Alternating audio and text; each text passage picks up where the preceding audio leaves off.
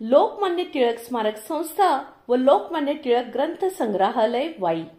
लोकमान्य टिळक 1917 साली वाईत आले होते। वाईकरांनी त्यांना मानपत्र दिले होते। 1920 ला त्यांचा मृत्यू झाल्यानंतर त्यांच्या स्मृतीसाठी कायम स्वरूपाचे स्मारक म्हणून लोकमान्य टिळक स्मारक संस्था स्थापन झाली। या संस्थेमार्फत लोकमान्य टिळक ग्रंथ संग्रहालय व वसंत व्याख्यानमाला चालवली जाते। सप्टेंबर 1928-29 साली ग्रंथालयाची अधिकृत स्थापना करण्यात आली।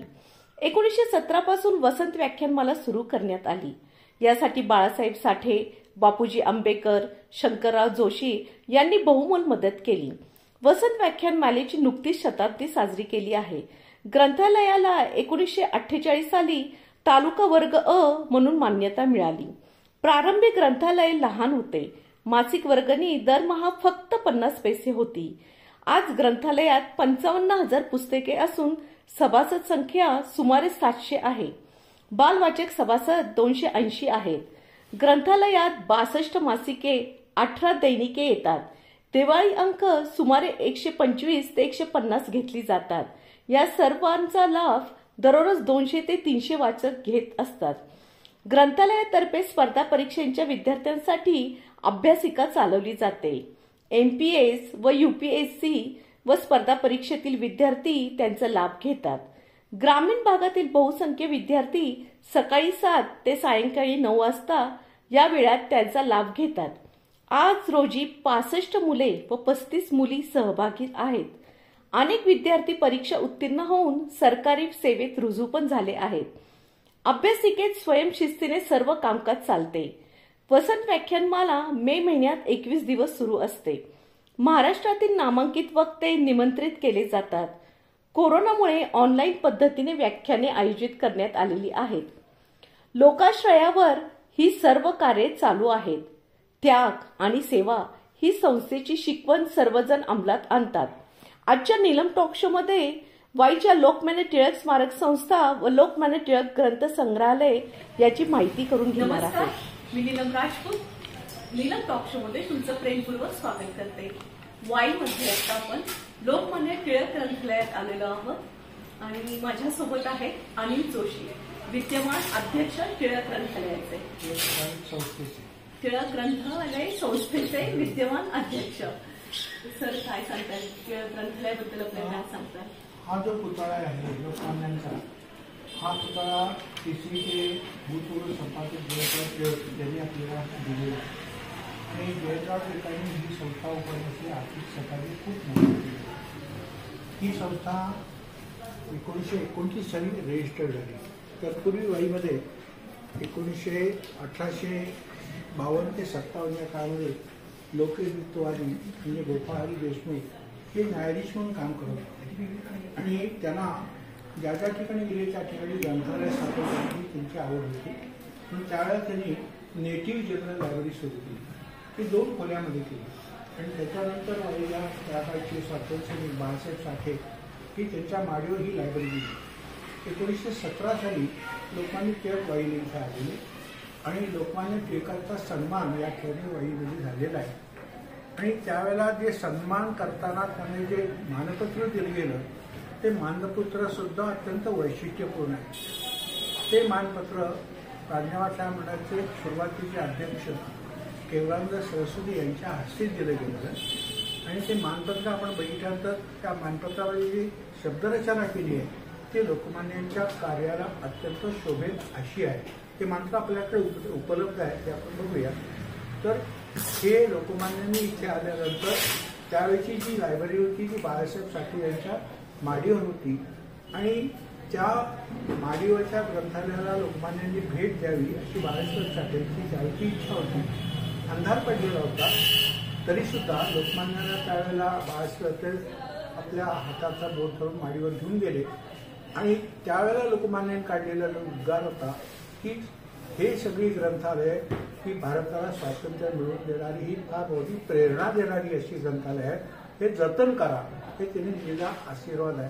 असे हे या संबंध ग्रंथालयाची ही सुखवत वाटचाल ही अशी झाली। 1929 साली वाईतल्या काही टिळक ग्रंथप्रेमी जे लोक होते टिळकांच्या कार्याबद्दल ज्यांना अभिमान होता त्या सगळ्यांनी एकत्र येऊन लोकमान्य टिळक स्मारक संस्था मग आपण स्थापन करावी असं त्यांच्या लोकांनी, काही लोकांचे मतभेदही झाले, पण तरीसुद्धा एकमत झाल्यानंतर एक घटना तयार करण्यात आली आणि नंतर हे लोकमान्य टिळक ग्रंथालय उभं राहिलं. ही जागा जी पूर्वी, आता हा नवीन वाडा दिसतो आपल्याला, इमारत नवीन दिसते, 1913 साली नवीन इमारत पण बांधली, 2013 साली नवीन बांधली. तत्पूर्वी ही एक जुनी इमारत, वाडा होता, चौसुपी वाडा होता, त्या वाड्यामध्ये हे ग्रंथालय होतं. त्यावेळेचे ग्रंथसंग्रह बघितल्यानंतर आपल्याला थक्का बसेल. 19व्या शतकातील असंख्य ग्रंथ आपल्याकडे या ठिकाणी संग्रहित केलेले आहेत आणि अनेक लोकांना या ग्रंथांचा इतका चांगला उपयोग झाला आहे. अनेक लोकांनी त्या ग्रंथांचा वापर करून PhD केलेली आहे. हे सगळं या ग्रंथालयाचा फायदा झालेला आहे. त्या काळामध्ये वाईमध्ये जे विद्वान होते, जे ग्रंथाविषयी प्रेम करणारे होते, सगळ्यांची छायाचित्रांनी सगळी लावलेली आहेत आणि या ग्रंथालयात त्यांची ऊर्जेतावस्था आली. त्या काळामध्ये ग्रंथालयाला शासनाचं आपल्याला सहकार्य काही त्यावेळेला मिळत नव्हतं. सुरुवातीला 8,000 रुपये वार्षिक अनुदान होतं, नंतर हळूहळू वाढत ते 16,000 झालं आणि आता सध्या आपल्याला राज्य ग्रंथालय संचालनालयाकडे आपल्याला 3,84,000 रुपये दरवर्षी अनुदान मिळतं. त्यातून हे आपला सगळा ग्रंथ सगळं निर्माण झालेलं आहे. आत्ता या ग्रंथालयामध्ये 55,000 ग्रंथसंग्रह आहेत. तर्कतीर्थ जोशी यांच्या ग्रंथामध्ये, त्यांच्या घरामध्ये जे ग्रंथ त्यांना अनेकांच्याकडून भेट मिळाले, असे 813 ग्रंथ त्यांनी आपल्याला उपलब्ध होते. ते अत्यंत दुर्मिळ आणि अत्यंत महत्त्वाचे ग्रंथ, त्यांचं वेगळं आपण दालन वर तयार केले आहे, ते आपण गेल्यानंतर बघूया. ते सुद्धा अत्यंत फार बहुतेक ग्रंथ आहेत आणि तर्कतीर्थांचे या संबंध याच्यामध्ये केलेलं योगदान आहे ते वैशिष्ट्यपूर्ण असंही ग्रंथालय या ठिकाणी निर्माण झालं आहे. ते आता आपण बघूया जाऊन. ग्रंथालयाचा हा पुरस्कार नामांक शासनाचा आहे, तो पण ते आपला आपण छायाचित्र लावलेलं आहे. हा पुरस्कार आपल्याला प्राप्त झाला आहे कारण आपल्या इथले जे ग्रंथ आहे ते ग्रंथ आपल्याला मौलिक आहे, आपण त्याची खूप चांगली दाद घेतलेली आहे. अशा रीतीनं हे ग्रंथालयाचं सुरू आहे. ही छायाचित्र दिसली. वाईच्या संबंध साहित्यिक क्षेत्रामध्ये त्यांनी फार मोलाची कामगिरी केली. ते रवींद्र भट कवी होते, लेखक होते, नाटककार होते, अभिनेते होते आणि पुणे आकाशवाणीवरतीने अनेक वर्ष काम सुद्धा केलेलं आहे.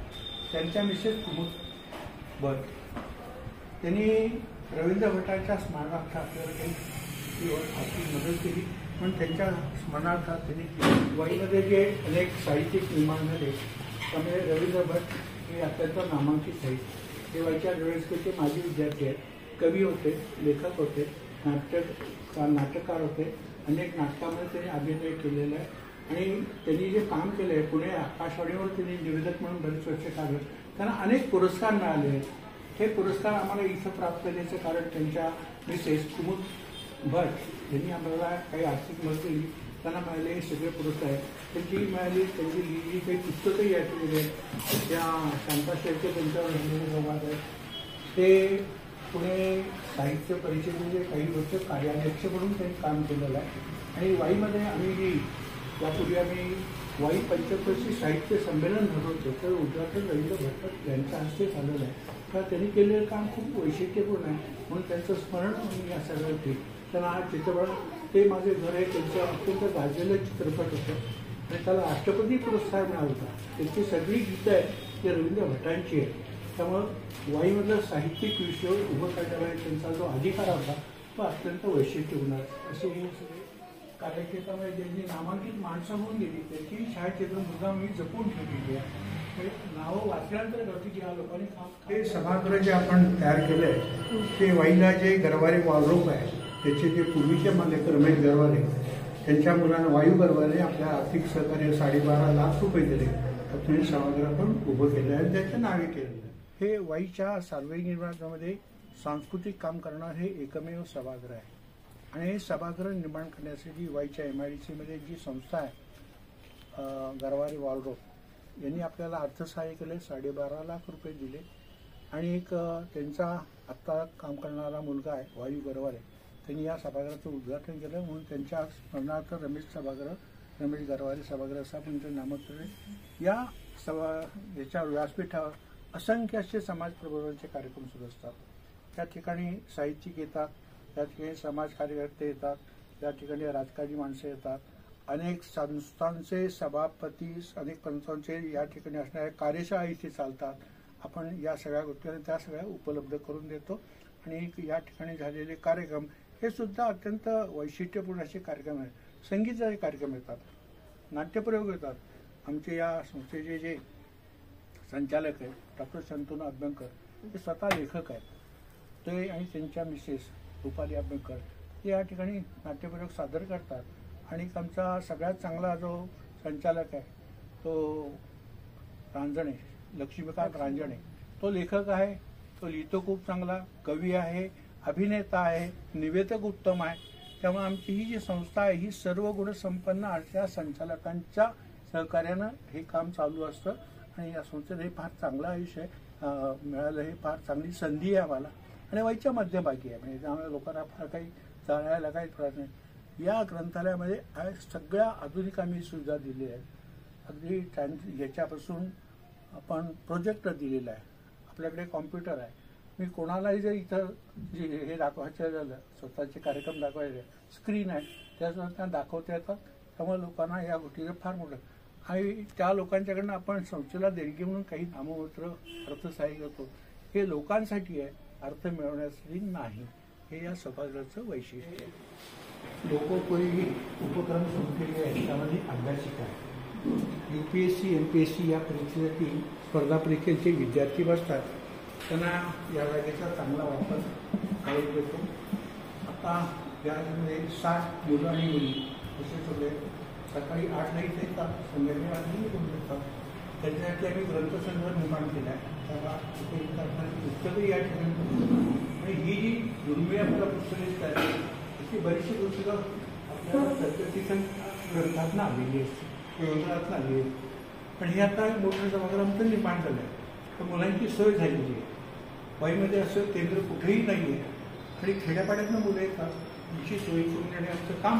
हेही दाखवूया आपण कोणकोणते ग्रह आहेत, कोणते विषयाचे आहेत. राजघटना आहे, इतिहास आहे, क्रमिक आहे. हे सगळे ग्रंथ आपण इथे मुद्दाम जतन केले. या मुलांना ग्रंथांचा या मुलांना वापरा. हे ग्रंथ मुलांना कोण उपलब्ध करून हे स्वखर्चानं केलेलं आहे सगळं.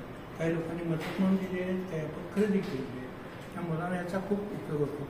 आता हे बघ, महात्मा गांधी, काय गांधींचे सगळे ग्रंथ यामध्ये आपण जतन केलेले आहेत. तर या सगळ्या ग्रंथांचा आपण संग्रह केला आहे. खूप लोकांना उपयोग. काही दुर्मिळ ग्रंथ आहेत, त्याचा मिळत नाही कधीकडे.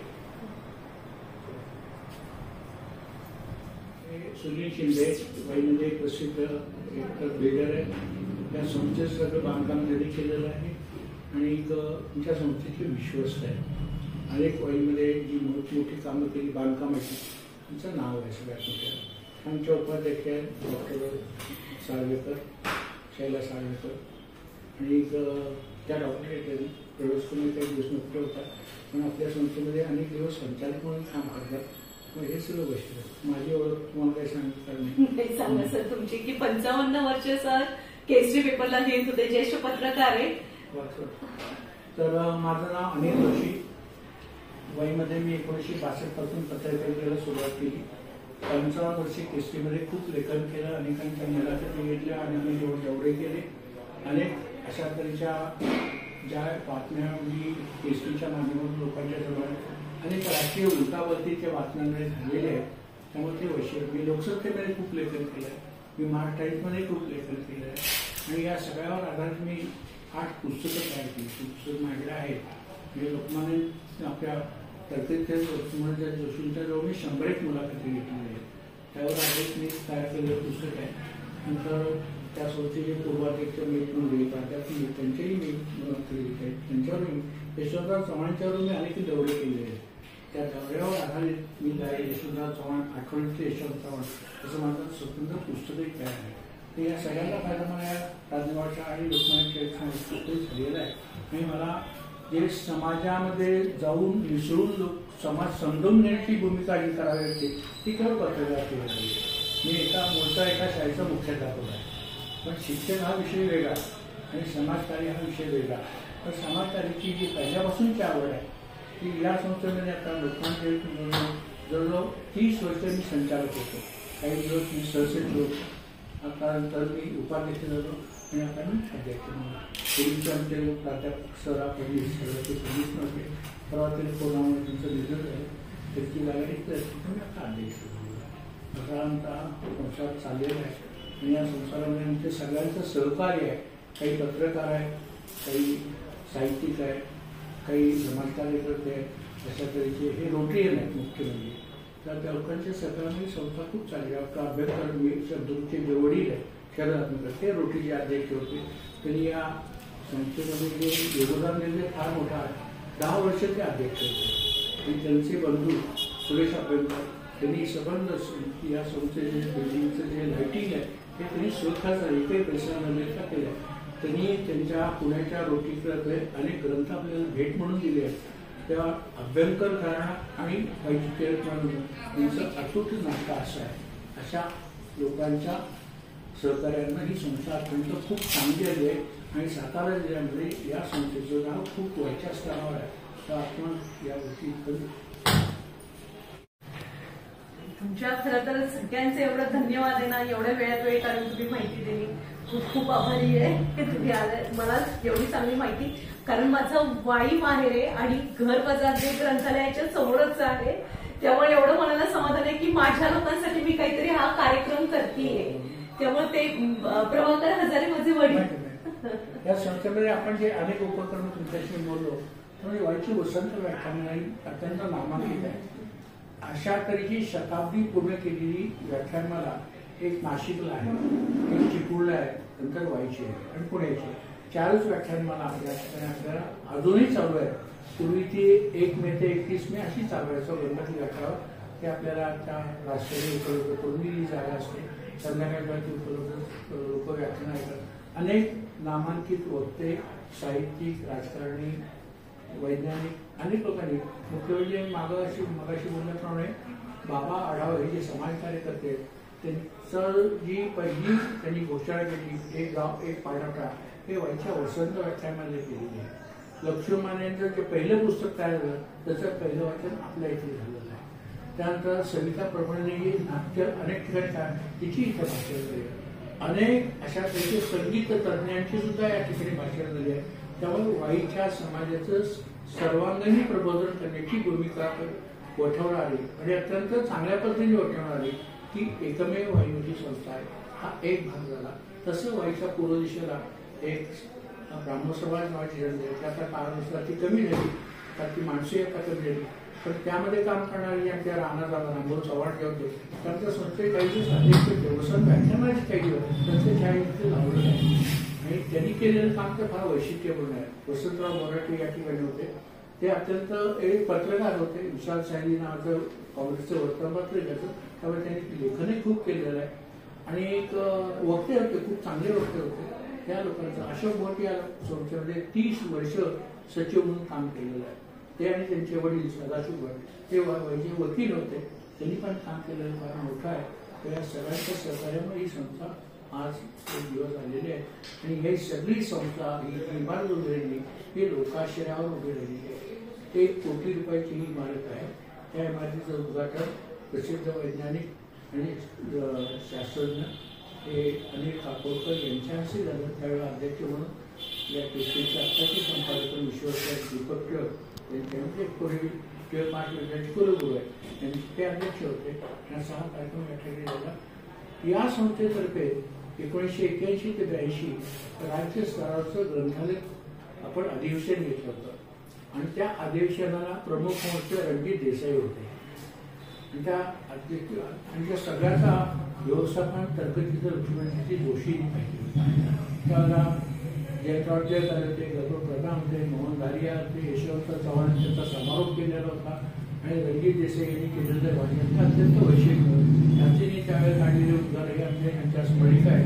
त्या स्मरणिकामध्ये सगळ्या गोष्टी आलेल्या आहेत. या संस्थेमध्ये जे आता पण आहे की 55,000 ग्रंथ आहेत. दरवर्षी आम्ही आमच्या ग्रंथालयाचा एक अहवाल प्रसिद्ध करत असतो. त्या अहवालामध्ये आमच्याकडे ग्रंथ किती आहेत, भेट प्रणाली किती आहेत, खरेदी किती केलेले, त्यानंतर आमच्याकडे मासिक किती आहेत, द्वैमासिक किती आहेत, वृत्तपत्र किती आहेत. आताच अलीकडे दिवाळी अंकाची योजना आमच्याकडे आहे. आम्ही जवळ 100 अंक इथे खरेदी करतो आणि लोकांना हे वाचायला देतो. आज आमच्याकडे ग्रंथालयाचे सभासद म्हणून जवळ 650 लोक आहेत. ही श्री ग्रंथालयाची वाट आणि त्यामध्ये त्यांना उपयुक्त असणे या ठिकाणी असणाऱ्या उपलब्ध असणाऱ्या ग्रंथावर अनेक लोकांनी PhD केली आहे. त्यावर संदर्भ ग्रंथ या आपण यातून जमवलेले या संस्थेचे एक वेगळं स्थान समाजामध्ये उमटलं आहे. खूप खूप धन्यवाद सर, एवढी चांगली माहिती सांगितल्याबद्दल खूप खूप आभारी आहे.